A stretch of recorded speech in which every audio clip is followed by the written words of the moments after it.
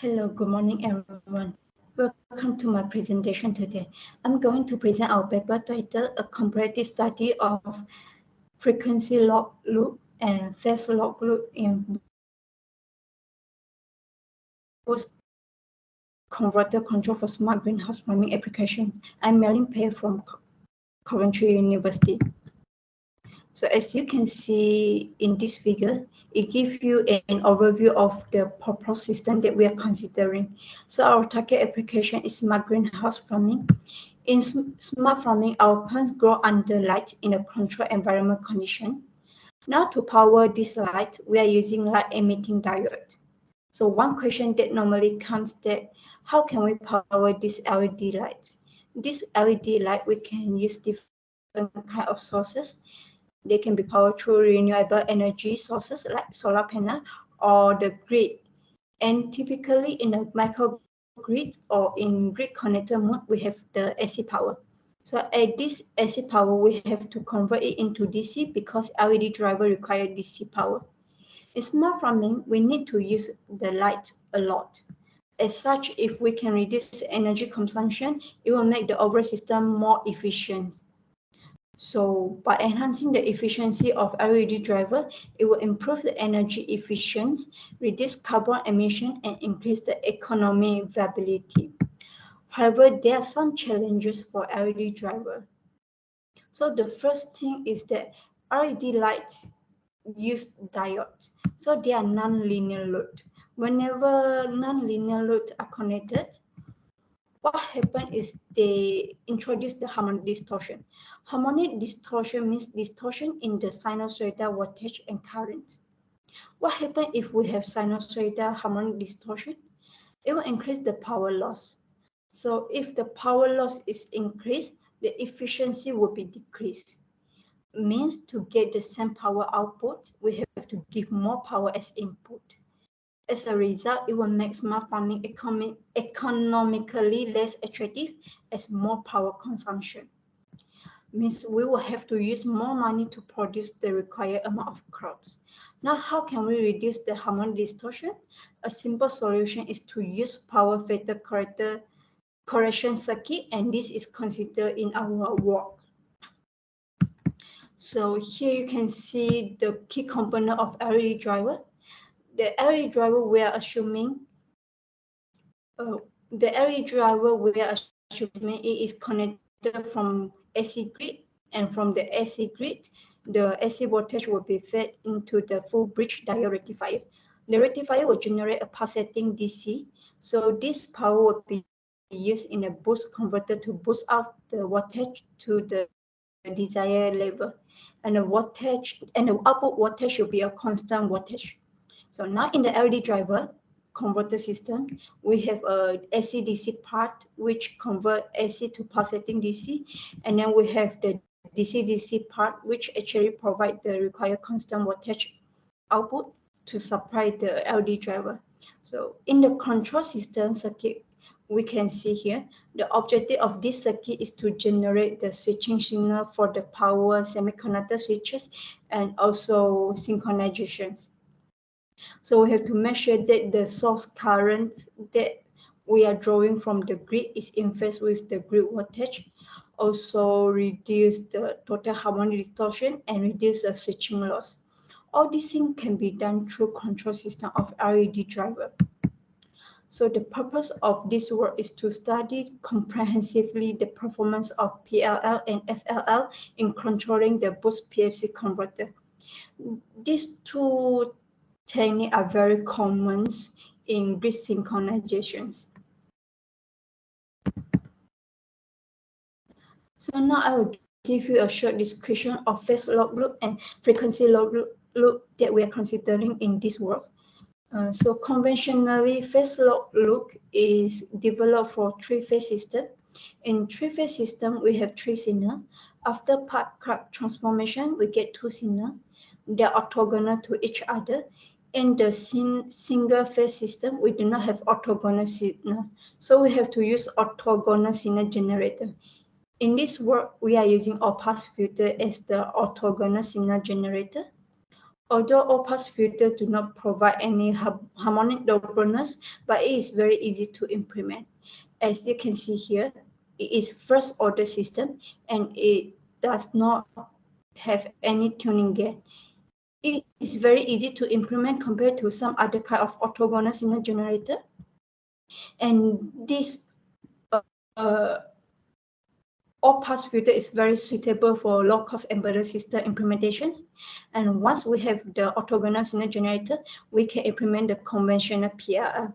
Here we are using quasi-type 1 PLL structure. In this quasi-type 1 PLL, we have a PLL loop filter, which is K, and we're also using a moving average filter for harmonic robustness purpose. Here we can see the transfer function of the moving average filter. So the window length of this moving average filter can be selected according to the harmonic robustness requirement. In this PLL, we have two parameters to tune. These parameters are the loop filter gain, K, and the average filter window length, tau. Typically, if we select half cycle window length, it means it can remove all odd order harmonics. And from Greek chord perspective, odd order harmonics are most important. So we have selected tau equal to half cycle, that is 10 milliseconds. So to remove all odd order harmonics. To tune the loop filter gain K, we have to use the small signal modeling. Small signal modeling is a popular approach to study the stability of PLL and also to tune the PLL loop filter gain. So in the PLL literature, it is recommended that the open loop phase should be between 30 degree and 60 degree.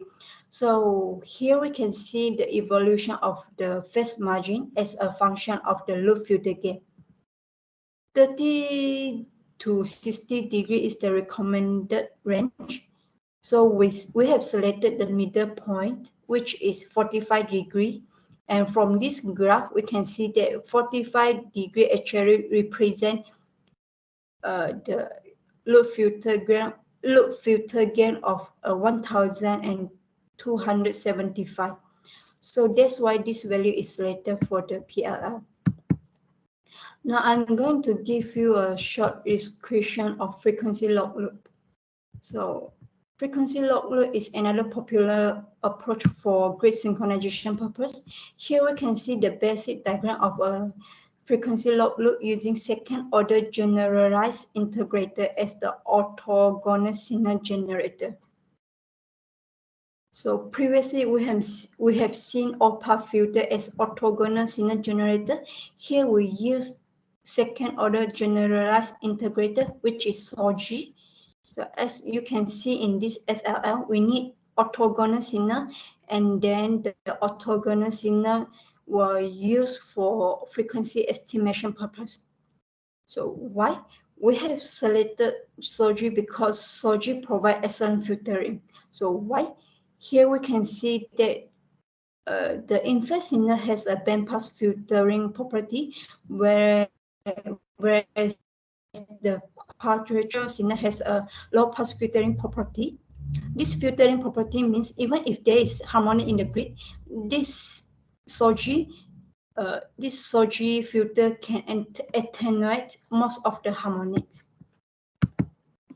So using the orthogonal signal generator, FLL estimates the unknown grid frequency through integral controller. Here we can see the error transfer functions. This error transfer function, when we plot it with the quadrature transfer functions, we can see that around the nominal frequency, both transfer functions are in phase when the frequency moves on the right-hand side of the nominal value, we can see a 180 degree phase difference between the quadrature phase signal and the error transfer function. That's why these two signals are multiplied and passed through an integral controller. As we can see with integral gain delta, This can be used to estimate the unknown frequency through a small signal modeling. It is possible to show that the frequency log, the part that estimate the unknown frequency, actually behave like a first order transfer functions, where the cutoff frequency or the time constant is determined by the frequency log gain delta. So to compare the performance of both techniques, we have considered MATLAB-based simulations. And for the PLL, we have selected our moving average filter window length as 10 milliseconds, and the kappa, which is the loop filter gain equal to 75. So for the frequency log loop, we have selected gamma equal to square root 2 and delta equal to 50. These values are selected from the literature, where it is recommended that this value give a good balance between fast dynamic response and disturbance rejections.